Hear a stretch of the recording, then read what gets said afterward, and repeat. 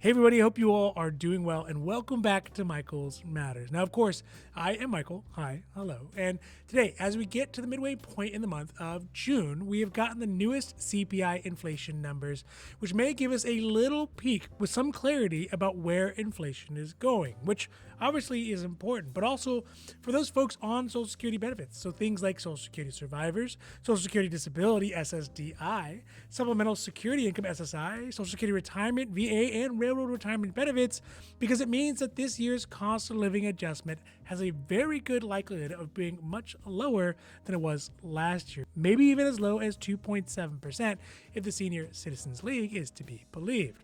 But with a few months yet still to come to see what the actual cost of living adjustment will be, we still have a little bit of time to do some speculating about how much we think it's going to come out to. So today, we are looking at the inflation numbers for everybody, the inflation numbers that can show us how much of a potential COLA adjustment or cost of living adjustment the Social Security beneficiaries could get next year, and a very specific inflation metric that can show us how much seniors, older Americans, and retirees actually need to get their increase in benefits to keep up with their cost of living.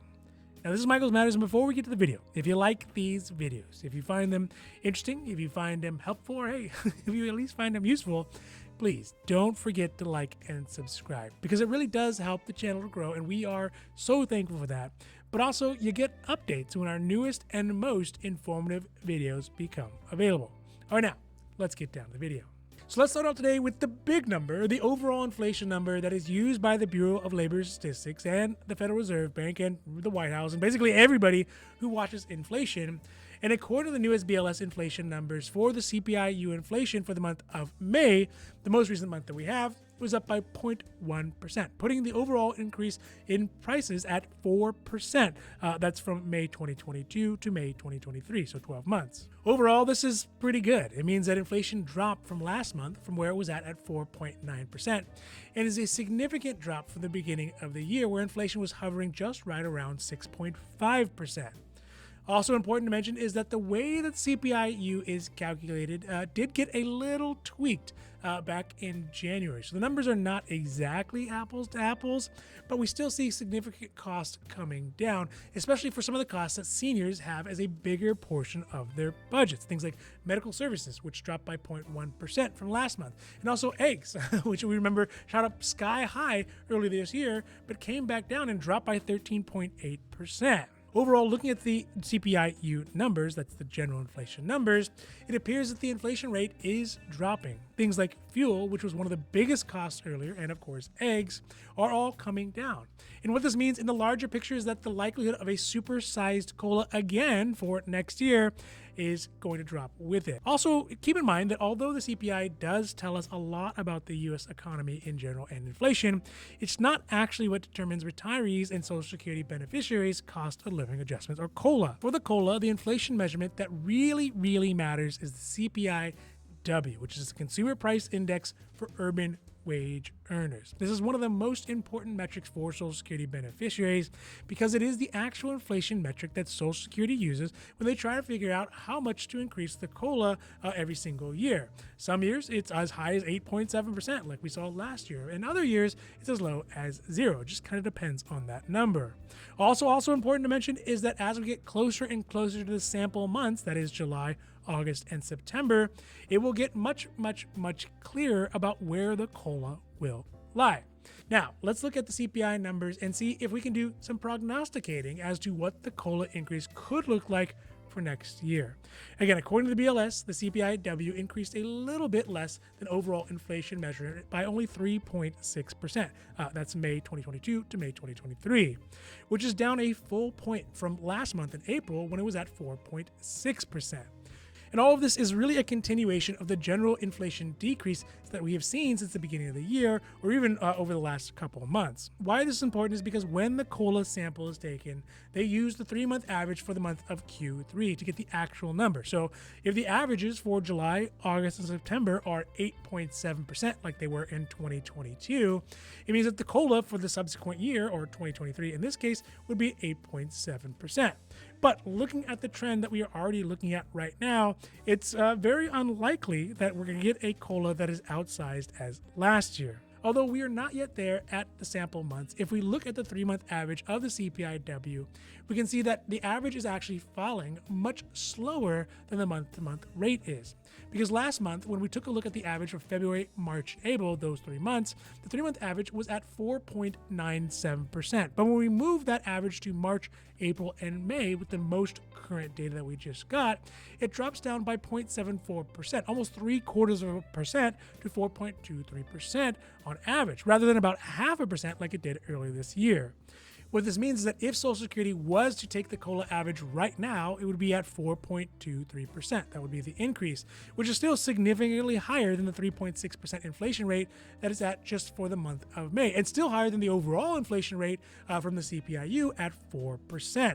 This also means that if the COLA was this number, it would allow for a bit more wiggle room in the seniors' budgets, as they would get a cost of living increase that is slightly higher than actual inflation. To put that in numbers, if we look at the most latest average Social Security benefits from Social Security for the month of April, we can see that the average SSA benefit for a retiree in the United States is $1,834.80. So if the COLA was to be at 4.23%, it would mean that the average Social Security beneficiary would get an increase of $77.67, which would bring that total check up to $1,912.47 a month on average in January. At this point, in comparison to the 3-month average from last month, it also means that the average benefit would go down by $13.46 because inflation is going down as well. The COLA goes down too. So what we have is kind of a good news and bad news situation as it sits, because inflation is falling, which means that COLA is going to be lower than initially expected, and definitely lower than it was this year. But the CPI-W, the COLA calculator index, is still considerably higher than the general rate of inflation. So it may still be a tiny bit of a win for seniors with a little bit of extra cash. Now, lastly, but certainly not leastly, let's look at one of the lesser known and lesser used metrics that really does more fully measure the actual cost that seniors have, which is the CPI-E, or the Consumer Price Index for the elderly. Now, bear in mind that the CPI, or a Consumer Price Index overall, is just a simple list of things that people buy, and they compare them year over year. So think about toothpaste and eggs and shoes and fuel and all that kind of stuff. And they look at those prices of all those things on the list and how much they cost last year, and then compare it to this year, and that percentage of difference is the inflation. But the metric that is used for the COLA is based off the CPI-W, the one which we just talked about, which is the Consumer Price Index for urban and clerical workers. So the list, or the basket of goods that they use, are based off what an urban clerical worker buys and the quantities of which those items that they buy. But the average urban clerical worker, well, they buy different things in different amounts than the average American seniors. This is part of the reason why the COLA never ever seems to keep up with the cost that seniors actually have, because the increases for the COLA are not based off what seniors buy. But if we look at the CPI-E, which is the list of goods that seniors tend to buy in the quantities that they tend to buy, it ends up more correctly weighting the list to better reflect the costs that seniors have, and oftentimes with higher proportion of their budgets going to things like healthcare, transportation, and housing than the average urban clerical worker. So when we look at the CPI-E for May, it shows that the inflation for seniors specifically went up 4.59%. Remember, the CPI-W, the COLA calculator, only shows an inflation rate of 3.6%.